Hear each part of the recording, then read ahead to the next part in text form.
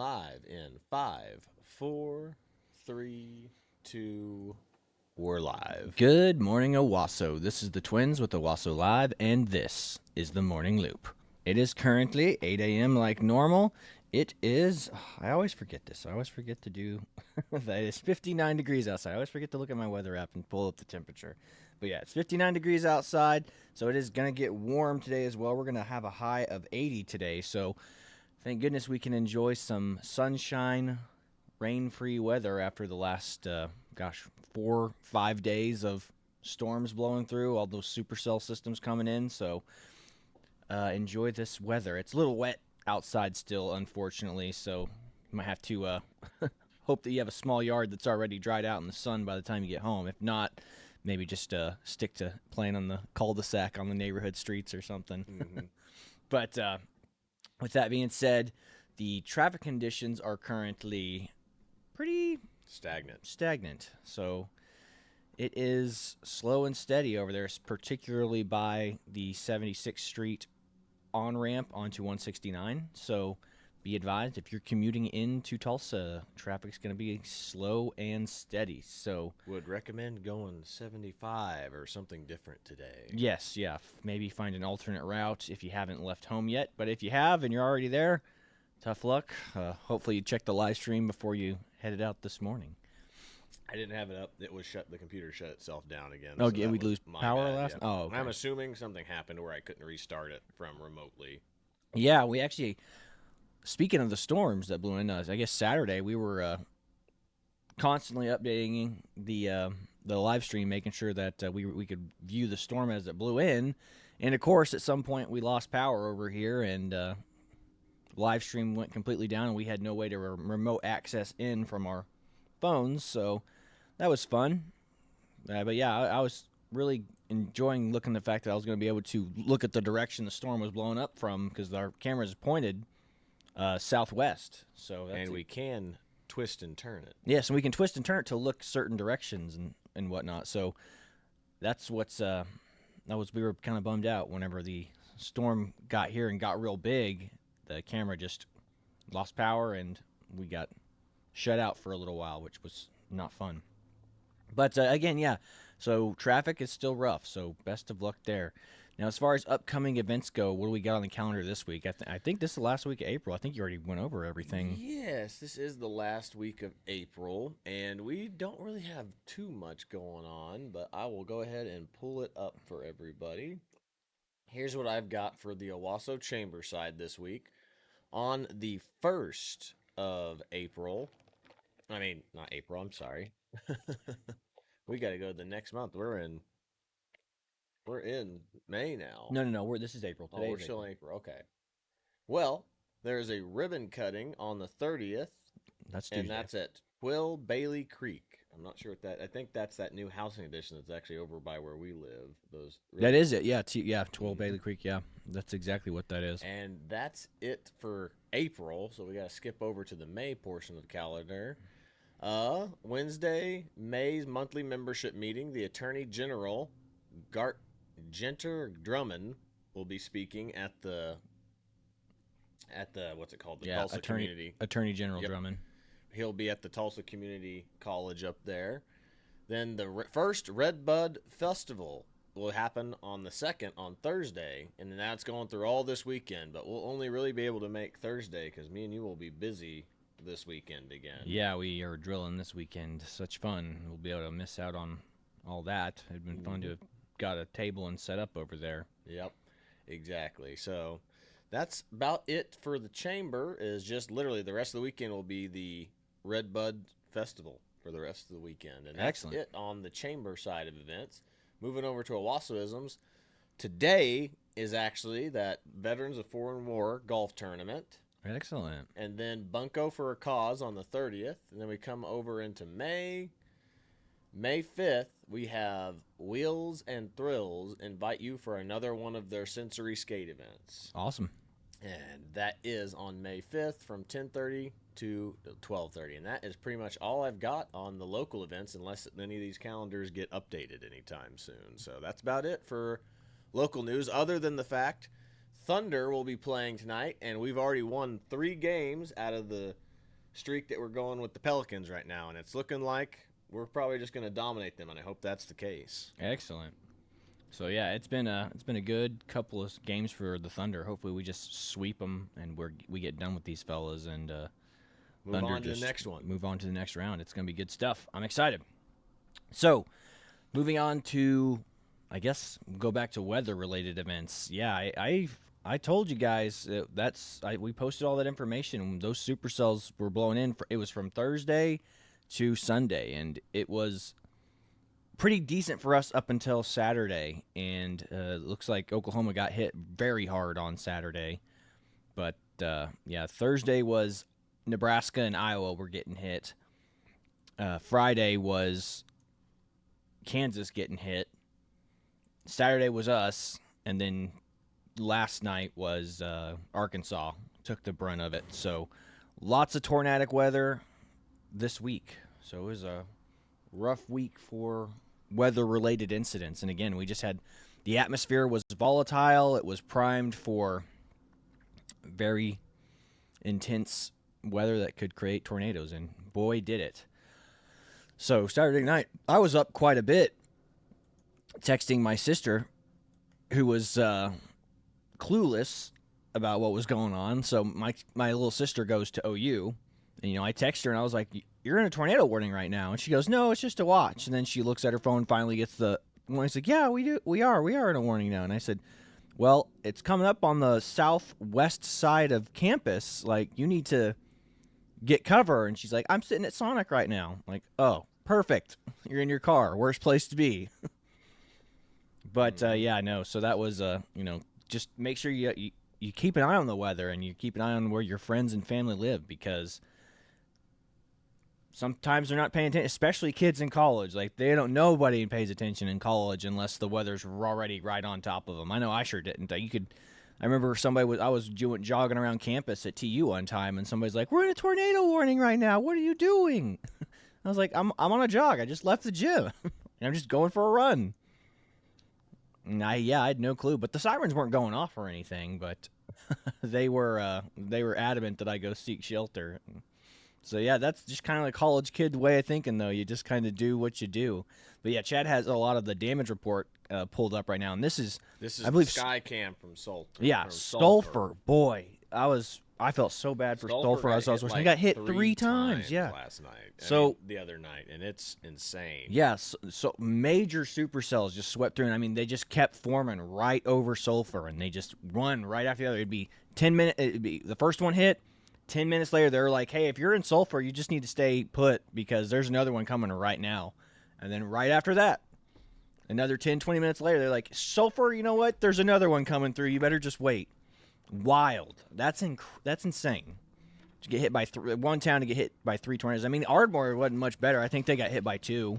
Yes, they got hit quite a bit as well. Yeah, we have family down in Ardmore, but we don't really have to worry about them because they have tornado shelters. Everybody I know in Ardmore has a tornado shelter. They don't have the biggest houses, but boy, do they have really good and good size storm shelters too. Yeah, most of our family has like big basement, like a full room or half the house type basement. Yeah, they're I don't know what it is. And what sucks about living up here in Oklahoma is we have rock about everywhere you go. Oklahoma, rock everywhere. So it's tough to get a storm shelter dug. That's why we have the partial in-ground ones up this high, or you just have the built-in ones that you have under your stairs, or you anchor into your garage or whatnot. But I would love to have. To me, Oklahoma, it should be like almost a requirement to have a tornado. Like, maybe pass like a state law. Every construction worker has to, it's like start digging.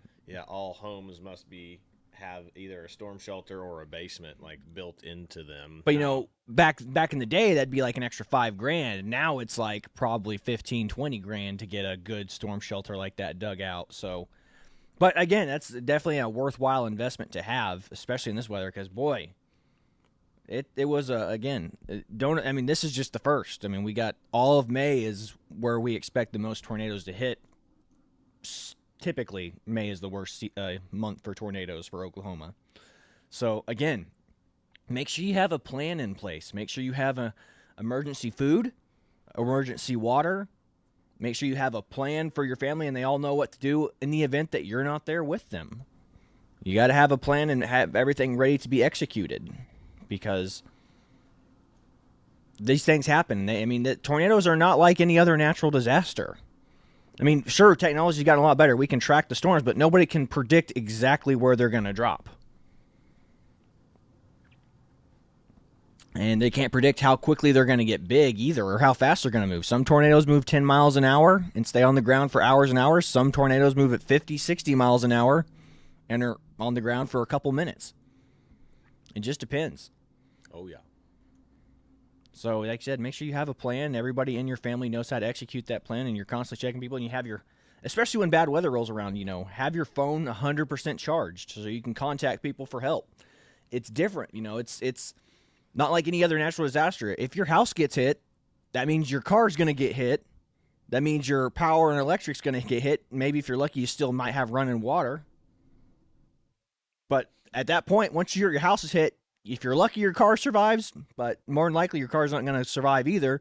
So you're without a vehicle to get anywhere, and you're without a home for shelter. So you have to have plans in place. Make sure your phone is at least charged whenever bad weather's hit, and you have a way to contact other people to come assist you. Yep.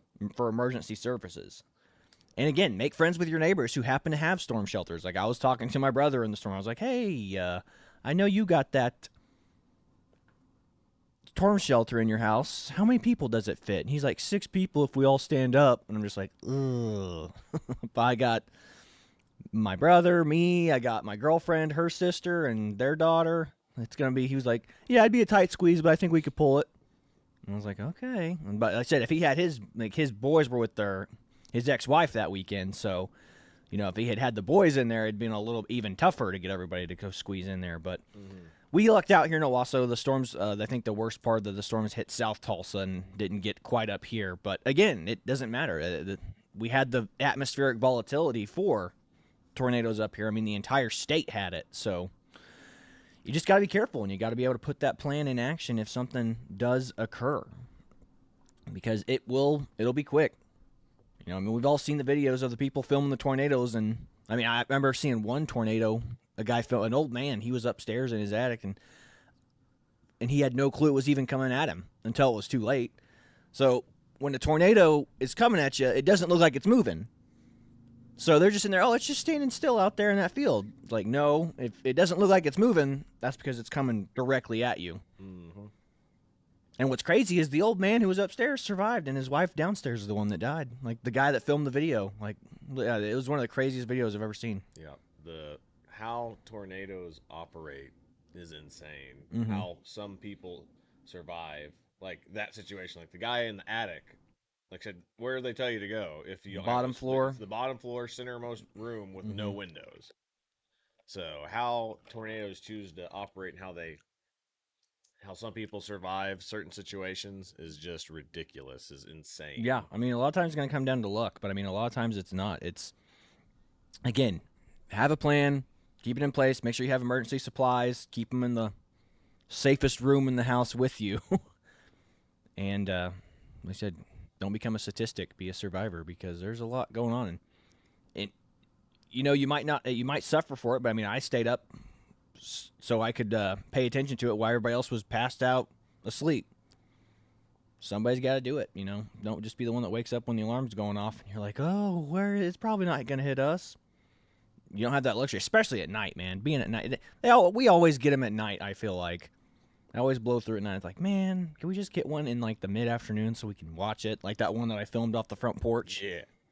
So. You got real lucky with that one. Yeah, exactly.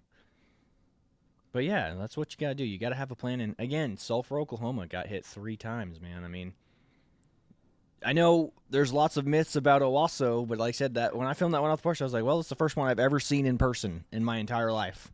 I was like, 26 years of my life up to that point. And I was like, wow, never thought this would be me one day. Being the guy filming. Yeah, seeing a lot of rotating clouds and, the storm fronts. And even some funnels, but never one that's officially like down on the ground. And we've lived here our whole life, and that was the first time Mm-hmm. we'd ever seen one like that. Yep.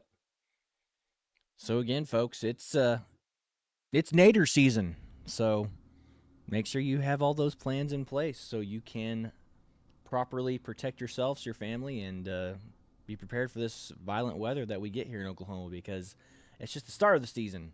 So we got a long summer ahead of us. So with that being said, we will move on to more culture-related stuff. What do you think, Chad? Let's pull up that first video I had sent you earlier today. Absolutely. Give me 1 second. Sorry, let me pull this bad boy up. Which one is that? Is that the one of the construction worker? We'll do that one last. We'll do the WMBA yeah. one? Okay, absolutely. So we were watching this. So we have a new sportscast that y'all should check out. It's called A&W Athletics, and we do it with my my best buddy, he's a big sports guy. I'm more of a filthy casual when it comes to sports. I'm more of an armchair guy. I like to play sports. I'm not a huge watcher. That's so it's like in college. That's why I ended up joining the cheer squad in college, because I was just like, man, it feels weird being in the stands instead of out on the field. So I was like, I'm bored. I don't like watching as much as I enjoy participating and doing stuff. Mm-hmm. So again, I'm not the biggest sports follower, because it feels like it kind of almost bums me out to watch other people play sports, because I'm like, man, I wish it was me out there right now. Mm-hmm. No, I'm ready. I got it pulled up. Yeah, so we'll go. But this is about the WNBA and what that there's so much nonsense about salaries and pay disputes between female players, male players. So this video I saw, like, I just was laughing because it shows what should the WNBA players actually make. So if they are paid the same as their male counterparts, how much that they would actually be paid. Yeah, so go ahead and play it up whenever you're ready. Players wants the same rev split that the men get. What's the headline? It says, we're not asking to get paid what the men get paid. We're asking to get paid the same percentage of revenue shared.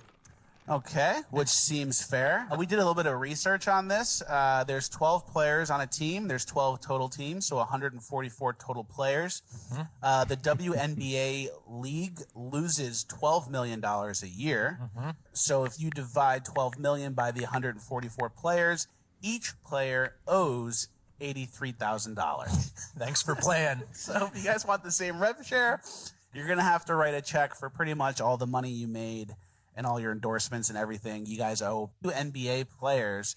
They owe $83,000. They would owe $83,000. So, if you guys have not figured it out yet, I mean, everybody should know this at this point, but I guess female athletes just don't. But the WNBA specifically is subsidized by the NBA. So, what that means is the WNBA has never turned a profit in their 30 years of existence. So, I don't know if you guys know much about business, but imagine being a business in operation for 30 plus years and never turned a profit, but you're still able to pay all of your staff, all of your athletes, and all of your CEOs, CFOs. That's an amazing business model. But again, the only reason this business model exists is because it's subsidized by the NBA. So what that guy just said there is true. If the girls want to get paid by the same way the men get paid, then they would end up owing $83,000 a year. $83,333 and probably some change, but so yeah. There you go. And I'm sure there's going to be girls who are going to come out and be like, this isn't true, this is nonsense, but this is 100% true. I mean, people would dream of being able to operate a business this way. That is amazing to be able to do that. Never turn a profit, still be able to pay everybody on staff. That's awesome. It's the kind of luxury you can't buy, but apparently they can. But it's just silly that we're having these debates going, these players should be paid this. And I think, the whole controversy is about Caitlin Clark now. Like, Caitlin Clark is the highest scorer. Like, she broke Steph Curry's shooting record, right? Yep. So, great for her. But she's not playing in that league with the boys. No. So, yeah, you broke Steph Curry's record playing against the equivalent of maybe high school level boys. If that. I mean, If I bet you high school level boys would whoop the dog crap out of all the WNBA girls. I would probably. I know lots of high school boys that can dunk. I don't well- know. Brittany Griner's the only one who can dunk, right? Yeah, pretty much. The only team, like, you hear that all the time, is like they have these club boys teams practice again. Oh, I mean, yeah. I'm talking high school. The club Olympic boys. the Australian women's team, and they don't even play against high school boys. They play against like middle school boys. They, I mean, Piers Morgan did a segment on this where going the Australian women's team lost to a team of 13-year-old boys. Mhm. Now they're a club soccer team, so they're like really, really, really good boys, but they lost to 14-year-old boys. And then the arguments in the what do you call it? The comment sections are, well, they're trying out different strategies against them. They're not actually trying to beat them. It's like, it doesn't matter. Do you think if 13-year-old boys played against the men's Olympic team, that if they were testing out different strategies, they would even be able to hold up a candle to them? No, they would not. None whatsoever. So that's what we're talking about here. These girls could not compete with the men. That's why there is no chicks who are transitioning into men competing in the NBA, because they can't compete. Yep. Same goes, but that is why men can compete with women in their sports. Whenever a man transitions into a woman, he goes in and dominates. Now there are like the cream of the crop of the girls can win. That's just because they're better technicians at their sports. Like the guys who transition into it, they're sloppy, they're bad. They're bad as men at playing in that sport. But when they go in, they can just use their raw strength as men to beat them. Yep. But they're not good technically at it. So that's why you got to be careful. That's why they shouldn't allow. I mean, again, this is men transitioning into women is going to be the death of female sports. Because, again, women are very, very agreeable. The only thing that we could possibly do to correct this would be, and not even would be, it has to be, that either we ban trans athletes from competing in women's sports, or we make a trans league. That's Yeah, the a only league of- way that you'll be able to save female sports. Are you saying we have to create a league of their own? We have to create a league Of they-thems? of they them. A league of they-thems. Yes, pretty much. A league of they thems. There's the next Tom Hanks movie right there. A league of they-thems. Starring Tom Hanks. Oh, my gosh. But yeah, that's what we're talking about. We're talking about the death of women's sports as long as men are allowed to compete with them. Or, if you want me to be politically correct, trans women.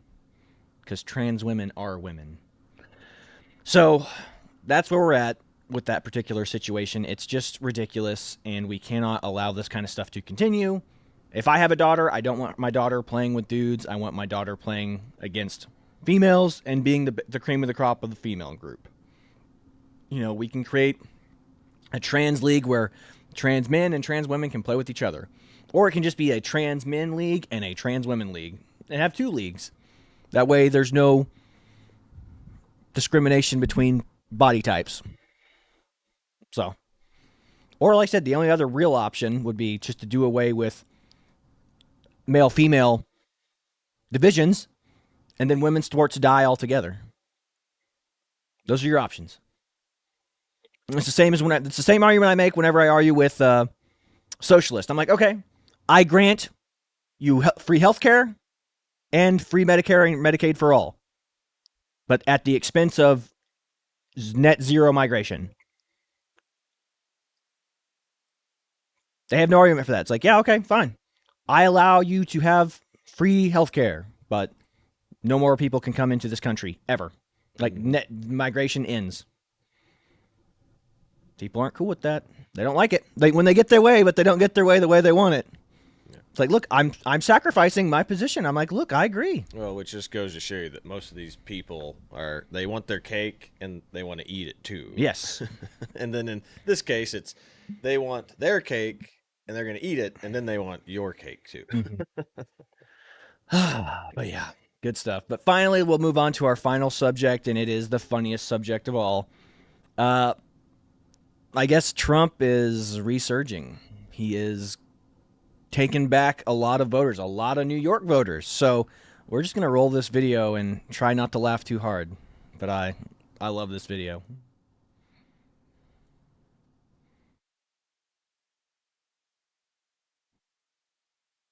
All right, let me pull this bad boy up real quick. Make sure I've got sound on, which I do not. Whoa, getting some lag from the computer. And play. So many Republicans in Manhattan, so many Trump supporters in Manhattan. Does that surprise you? No, not at all. It's turning now. Trump's turn again. What's your message to Joe Biden? You. What's it like seeing so many Republicans in Manhattan? So Oh, many I Trump love supporters it, in man. Manhattan? Does That is the surprise you? greatest video of all time. Look at that. That guy's a legend, man. Just that guy. Sums up That's the average American yeah. person. That's who Trump speaks to. Guys like that. The union of construction workers came out to support Trump at his trial because the trial was like across the street from a construction site. And all these guys, these are the guys that Trump basically employs whenever he's building his skyscrapers. Well, not to mention that these, especially if they're union was owned by Democrats. So what is going on that the Democrats have lost the union man? Yeah, well, no, the Democrats are all in bed with these billionaire tech companies. Facebook, Google. That's who the Democrats represent, is these billionaire tech companies. They don't represent the little guy like this anymore. The blue dog Democrat is a myth. Yeah. It's gone now. It died. It died with it probably died as far back as Kennedy. They just used the whole "we're here for the working man" thing to win elections. I don't think Dianne Feinstein's ever been for the working man. Chuck Schumer's never been for the working man. Maybe Bernie Sanders was for the working guy, but now he's been bought and paid off with his 3 mansions and saying, "Oh, I would vote for Hillary Clinton." Like, you were really against her as the establishment whenever you were running, man. So what happened? So that's about all we've got for you today, folks. Just wanted to end on that high note, end on that high cultural note, because every time I watch that video, I just smile and have a good laugh, because I think that guy represents the vast majority of the American people. This is why we have open borders. They're trying to bring in the next voter base. Yep. You already have California and New York passing laws where illegal immigrants can vote in local elections, not federal elections, but local elections. And again, what happens? Those people are all counted. All those illegal immigrants, all those African migrants in New York, they're all part of the census now. So New York can get a couple extra seats or keep their seats since they've lost their population since COVID. Yep. New York and California. They don't want to lose those seats in Congress. That's why they're doing this. And they're strategically placing a lot of these immigrants in states where they think they can flip the state purple. A lot of you are like, that's conspiratorial, but what conspiracies have already come true? It's the Alex Jones is right jar. So that's about all we got for you. I wanted to end on that high note. So this has been the Twins with Owasso Live. This was the Morning Loop. God bless y'all. Have a wonderful day. See you later, everybody.